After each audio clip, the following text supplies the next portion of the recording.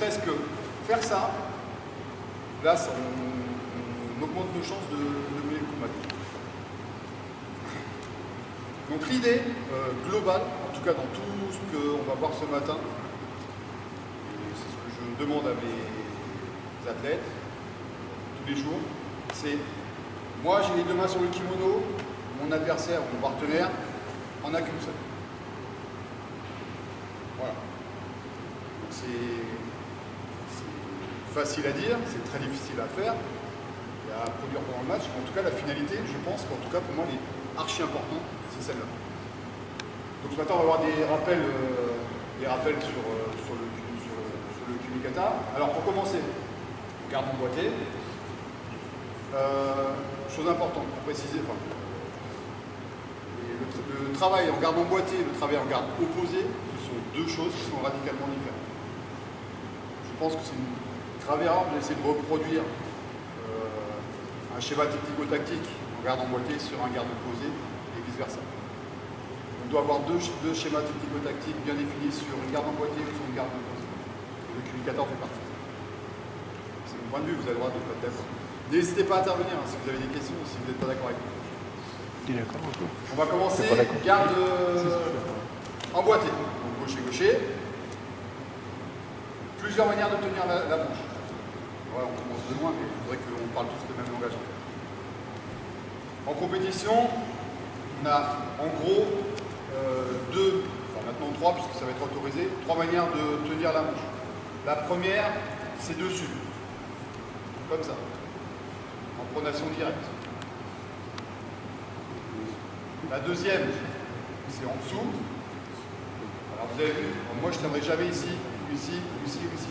Ça nous laisse trop d'opportunités à nos partenaires de venir ressaisir le kimono. Plus on tient en bout de manche, et plus on a la maîtrise du kimono et de l'adversaire. Donc première, en pronation directe. Deuxième, en dessous, on a la couture et la couture ici. L'idée c'est de mettre le petit doigt à la jonction des deux pour faire un tiroir, choper la couture en dessous et venir mettre son poignet en position de force. Là. Voilà. On peut mettre le pouce, on peut mettre comme ça, mais peu importe, au moins là je saisis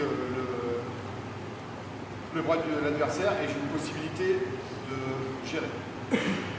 Troisième façon, maintenant, puisque ça va être autorisé, alors pas pour bloquer, mais pour attaquer, ça va être la garde en pistolet. Ça, c'est une saisie qui est archi forte. Alors, l'idée, ce ne sera pas de bloquer, évidemment, parce qu'on sera sanctionné. Mais si on est ça, on est actif derrière, ça sera autorisé. Et ça, on tient vraiment fort comme ça. Voilà, en tout cas, les principales manières de tenir la manche. L'autre chose que je voulais préciser, c'est qu'être fort au Kumikata, c'est pas faire ça et ça. C'est avoir la capacité de tenir fort, mais être super relâché au niveau et disponible au niveau de l'épaule. Hein? Là, je tiens, je suis, je ne me fatigue pas, mais au moins j'accompagne. Après, c'est à vous de sentir ce jeu. Je tiens, voilà. Voilà. On essaie de jouer un petit peu avec la manche comme ça. La manche, toujours la manche. Ça, c'est la base de tout. La manche, c'est la vie. D'accord. Donc, là, j'insiste pas sur la main qui est au revers, parce qu'en garde emboîté, c'est ici, à bout de, vous avez selon vos sensations, vos spéciaux, etc. Il n'y a pas de, comment dire, de choses primordiales, contrairement à la manche. Il y a des points positifs, négatifs à chaque saisie, mais vous les connaissez de toute façon. Ici, c'est facile, vous n'avez pas trop de contrôle de là-haut. Là, vous avez plus de contrôle, mais la distance est cassée. Ici, vous avez toujours la possibilité de faire contrer, mais par contre, vous avez un contrôle. Vous connaissez tout ça, je ne vais pas revenir là-dessus. Bon, allez. Gauche-gauche. Chose importante. Pour l'aspect compétition, tout part des jambes. Le Kumikata aussi. Ça veut dire qu'on est en face. On est en gauche-gauche. Si je reste face à mon partenaire, mon adversaire, parce qu'on est en compétition, je suis une cible fixe. Donc, du coup, c'est facile pour lui de venir choper ma manche ou de venir choper ses mains. D'accord? Et une chose qui me semble importante, en fait, c'est le décalage avant l'assise. Le combat commence. Plutôt que de rester face à lui, me décaler. Alors, on se décale toujours du côté des manches, évidemment. Parce que sinon, si on se décale par là,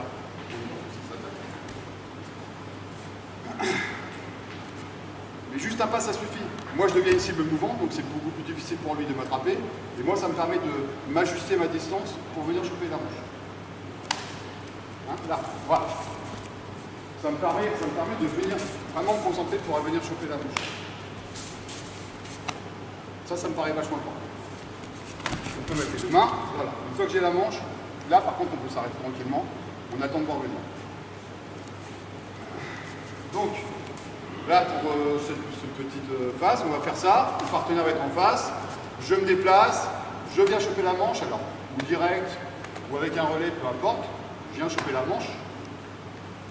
Je viens poser ma deuxième main et je fais un décalage. Ça, décalage avant saisie, je chope la manche, je mets la main et je fais un décalage. Juste ça pour commencer. Okay. Évidemment, à la volée quand on est comme ça, donc du coup c'est pas plus mal de faire un petit pas de décalage comme je l'ai dit tout à l'heure. Là, mais je laisse volontairement attraper le revers. Voilà. Ou il attrape directement ou en relais, peu importe. En tout cas, je laisse attraper le relais. Une autre possibilité, c'est d'attraper son poignet, pas le kumikata, juste le poignet, pour l'obliger à venir poser. C'est un réflexe en fait en compétition, quand on a un bras de pris, on essaie de venir poser à l'appui.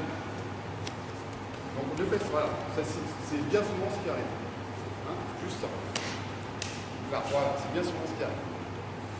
À partir de là,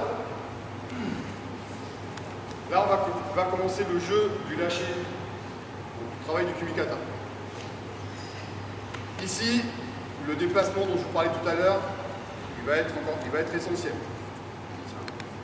Il va tenir fort. Donc du coup, l'idée, c'est de partir en déplacement côté manche, en m'éloignant un petit peu de mon partenaire de manière à ce qu'il tende le bras le plus possible.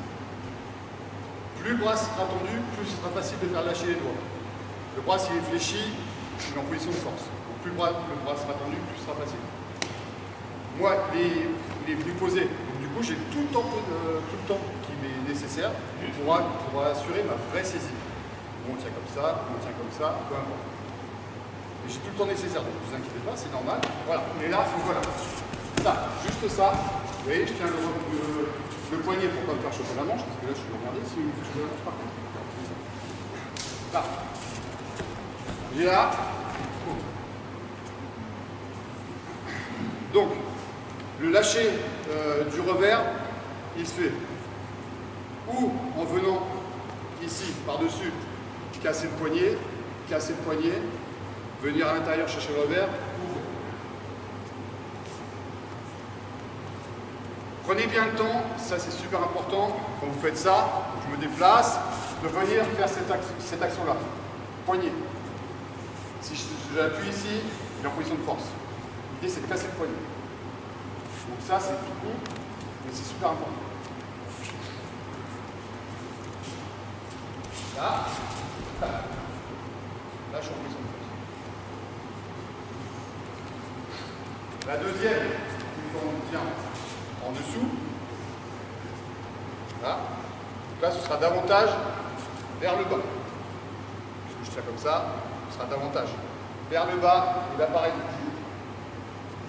Avant, on a la possibilité de faire la chaîne main, c'était bien. Maintenant, on n'a plus la possibilité. Maintenant, on n'a plus la possibilité. Voilà. Une fois qu'on est là, on prend son temps. On a le temps après. Là, on a ça, on a plus. On pose le bras. On dire ce bras-là. Rien compris.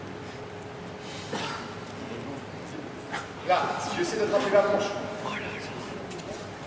Là, j'arrive à ça va trop vite.